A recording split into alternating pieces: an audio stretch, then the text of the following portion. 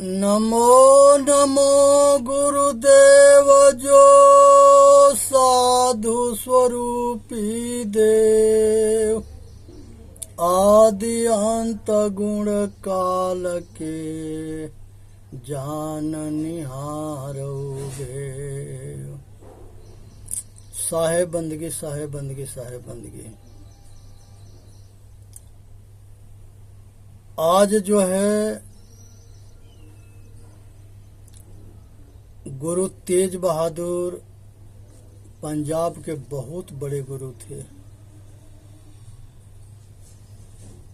और उन्हीं के पुत्र जो है गुरु गोविंद सिंह हुए। ये दोनों बापे बेटा गुरुद्वारा में बैठ करके विचार विमर्श कर रहे थे। तब तक ले मुसलमानों के एक सेनापति होता है, वो पंडितन के तबाह कर दिया था धर्म परिवर्तन करने के लिए। ये सारा पंडित जो है अमरनाथ के गुफा में शंकर भगवान के 1 महीना पुकारते रहे कि ये विधर्मियों से हमारा रक्षा कर दो।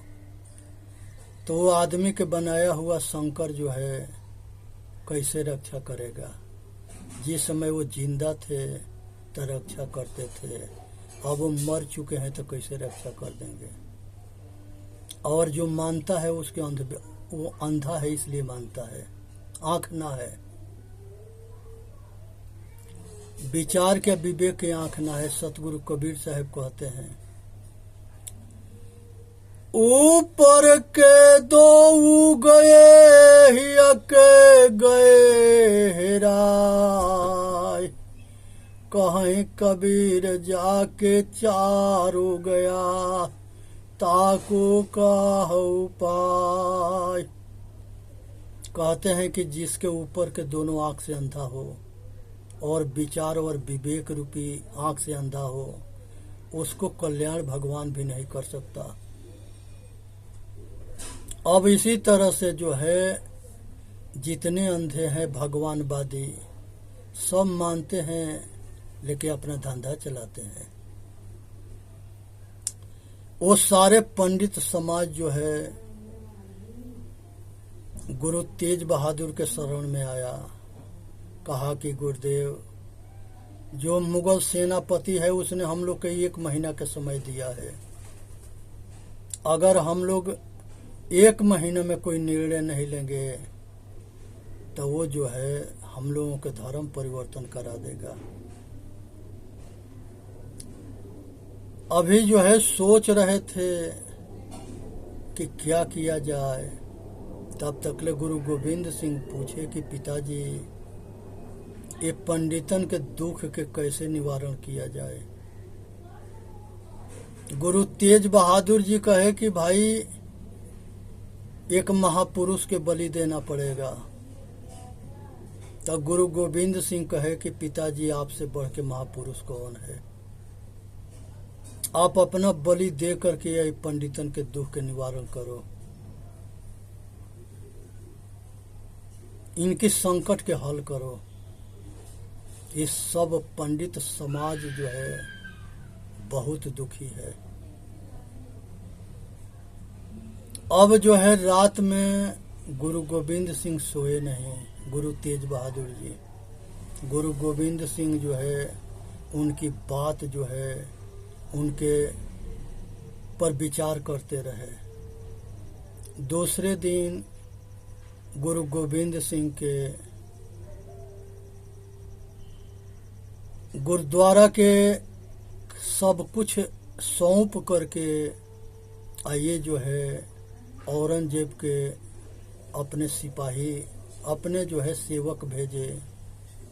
अब पंडितन से कह दिए कि जाके कह देना कि गुरु गोविंद सिंह के अगर धर्म परिवर्तन करा दोगे तो हम लोग धर्म परिवर्तन कर लेंगे। अब पंडित समाज जो है जाके वो सेनापति के बता दिए कि गुरु गोविंद सिंह अगर धर्म परिवर्तन कर लेंगे तो हम सब कर लेंगे। अब जो है ये तो इंतजार करता था और बुलावा जो है औरंगजेब इनको भेज दिया गुरु तेज बहादुर के। उसमें 6 जो है शिष्य के साथ इन्होंने दिल्ली जो है गुरु तेज बहादुर चलने के लिए तैयारी कर ली है। 2 ठो गुप्त रूप में थे, 4 गो साथ में थे शिष्य। इन लोगों के आगरा में जो है बंदी बना लिया गया, गुरु जी के या 4 शिष्य के। और दोनों जो है चारों शिष्य के एगो के तरुई में लपेट के आग लगा दिया गया गुरु जी के सामने। एक शिष्य के, दूसरा शिष्य के तेल गिरा करके जिंदा जला दिया गया, और तीसरा के बूटी बूटी काट के चिलकौआ को खिलाया गया। चौथा शिष्य के आग खौला करके बहुत बड़ा घड़ा बर्तन में, उसी में जो है खौलते पानी में डाल दिया गया, और बहुत बेरहमी से चारों शिष्य के मारा गया। लास्ट में गुरु जी के भी जो है बहुत कष्ट दिया गया कि तुम धर्म परिवर्तन कर लो। गुरु जी के भी मारे सिर कलम करने के लिए तैयारी हो गई। गुरु जी कहे कि हम वह गुरु के याद करने के लिए समय ये जमीन पर सर झुकाएंगे, उसी समय हमारा सिर काट देना। उन्होंने परमात्मा के रक्षा के लिए जमीन पर सर झुकाए कि हे परमात्मा, इसके फैसला अब तुम ही करो, क्योंकि हम अब लाचार विवश मजबूर हैं। और गुरु जी के सिर कट गया। वो जगह चांदनी चौक पर शीश महल गुरुद्वारा है। ये दास वहां जाता आता रहता है, और इसके वहां के नजारा देख करके इसके खून खौलता रहता है कि ऐसे हमारे महापुरुषों के बेरहमी और धोखा से मारा गया, हम सुख चैन की नींद ले रहे हैं।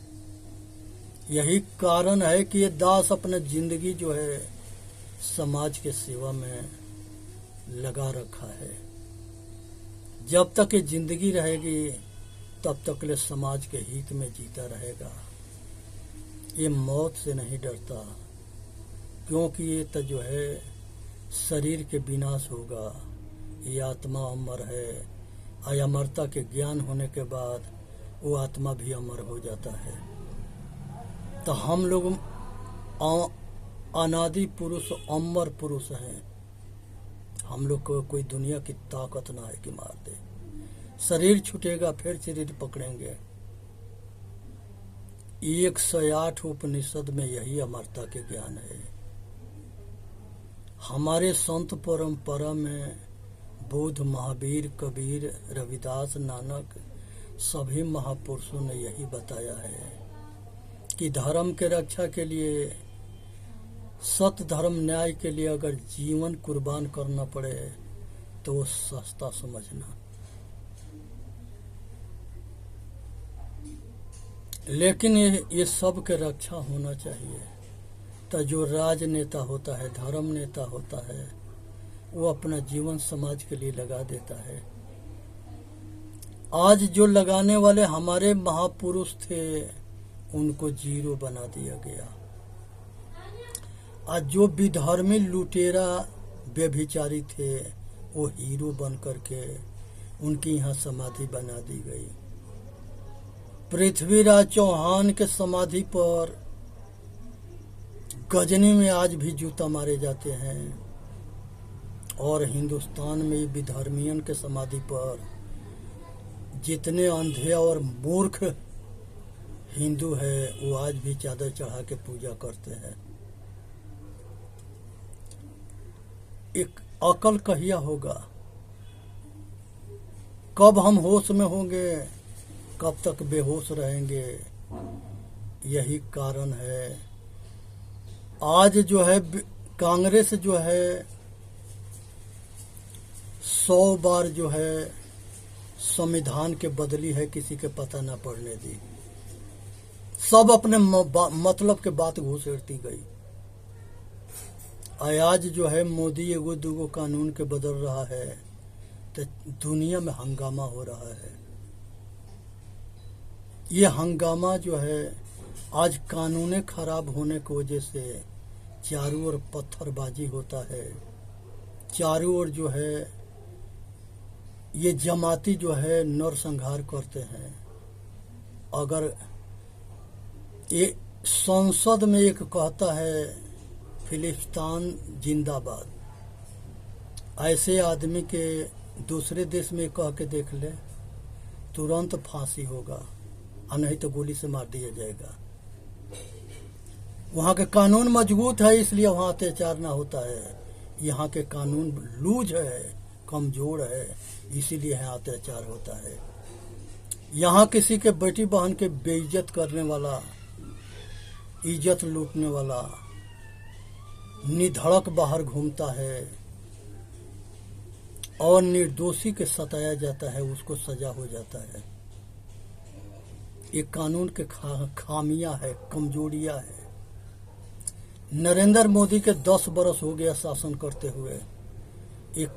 जो कांग्रेस जितने 100 बार मिलाया है संविधान में, उसके कांग्रेस के मिलाया हुआ सब कुछ को निकाल के बाहर कर देनी चाहिए और निष्पक्ष कानून बनना चाहिए, सार्वजनिक सबके हित में।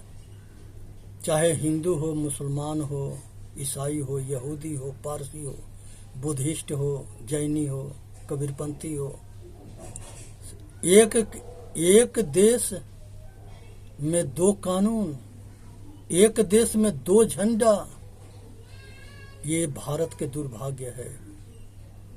एक झंडा होना चाहिए, एक नियम होना चाहिए, और इसके खिलाफ जो बोले उसके फांसी होना चाहिए। उसको चौराहा पर गोली मार दे, कुछ भी ना होता है। यही विधर्मी कहते थे कि जम्मू कश्मीर के 370 अब 35 हटेगा तो खून के नदिया बहेगा, बाल भी टेढ़ा ना हुआ, अभी भी आगे भी ना होगा। इसलिए डरना बंद करो, डंका के चोट पर सत्य बात के बोलो, और जो सामने आता है उसके इलाज उसी तरह से करो जिस तरह से वो चाहता है। तो आज जरूरत है सामना करने के, संघर्ष करने के, एक होने के।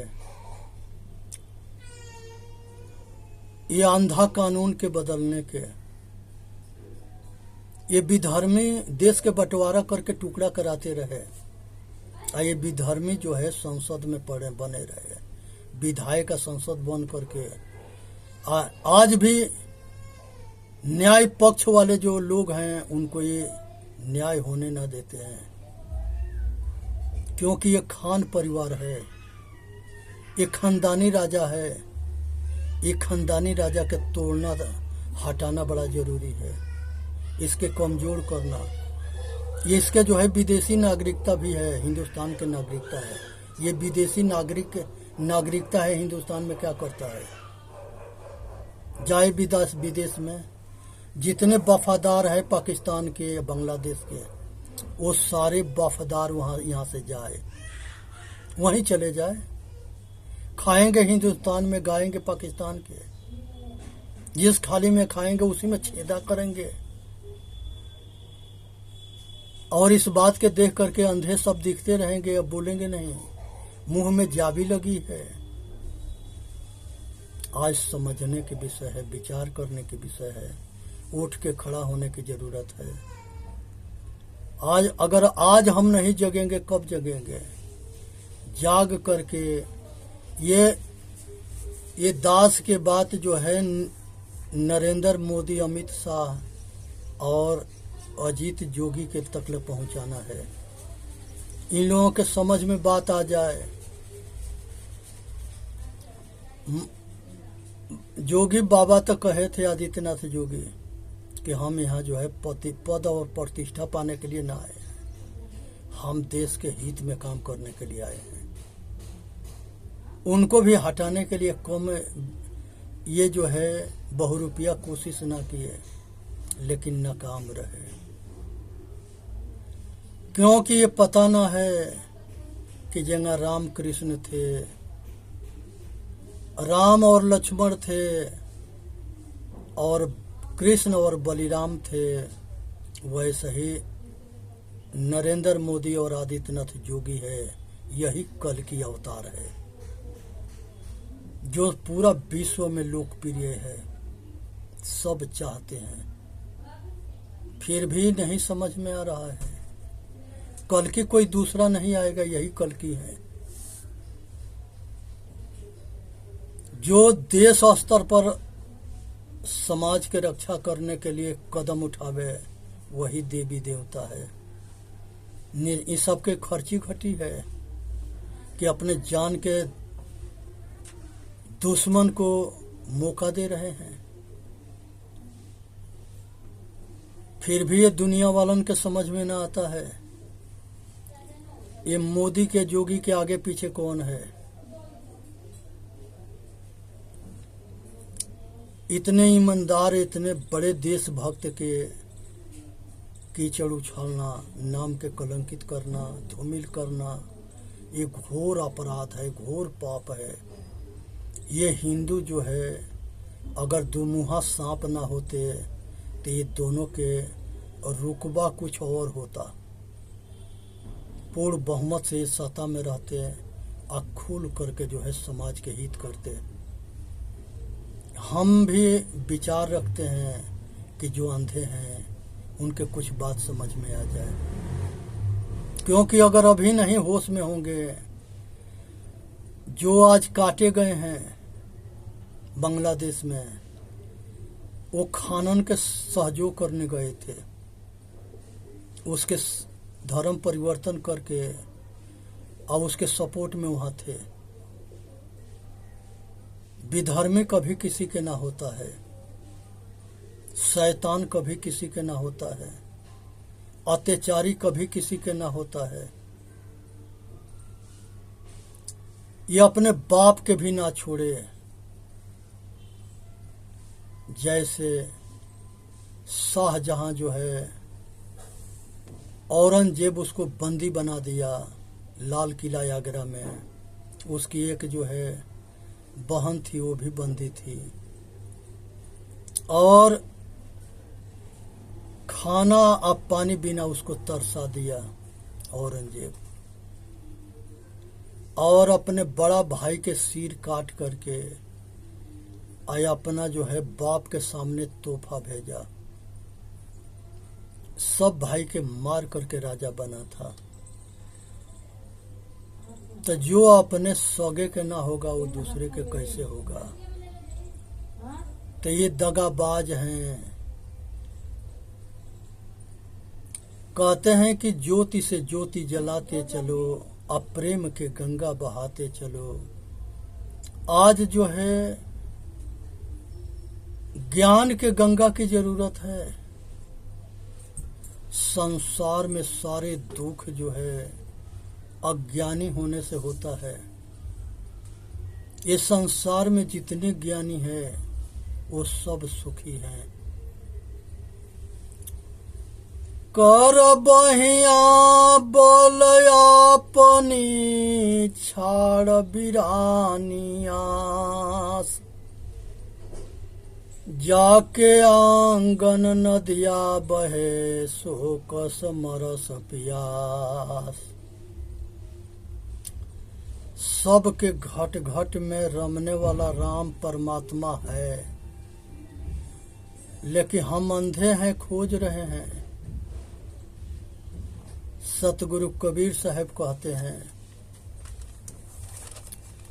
चलते चक्की देख के दिया कबीरा रोय, दो पाटन के बीच में साबुत बचा न कोई। ये संसार में राग के, कामना वासना के आग लगी हुई है। इस आग में सभी जीव पीस रहे हैं, जल रहे हैं, दुखी हैं। इससे तभी बचेंगे जब इस राग से अपने आप के विराग के तरफ बढ़ेंगे। हमारे दुख के कारण हमारी आसक्ति है, यही हमारा बंधन है। हम आसक्ति रूपी डोर में सबसे बंधे हैं। मनुष्य जब जन्म लेता है तो अकेले आता है और जाता भी है तो अकेले जाता है। यहाँ आने के बाद माता के स्तन में दूध उसके लिए पहले से तैयार रहता है और प्रकृति रूपी जो माता है इस नर नारी के सब सुख सुविधा की व्यवस्था करती है, क्योंकि ये पुरुष अनादि पुरुष है और इस पुरुष की पत्नी है, माता है, बहन बेटी है, कुछ भी समझ लो। ये प्रकृति सहायक है, रक्षक है, कल्याणकारिणी है। ये हर दम ये चेतन पुरुष के सहयोगी है। ये पति है, परमेश्वर है, मालिक है, स्वामी है। तो ये अपने पति के जो है मालिक स्वामी के सेवा करती है। अगर जो है हम जड़ चेतन के जान जाएंगे तो हम अपना कल्याण कर लेंगे।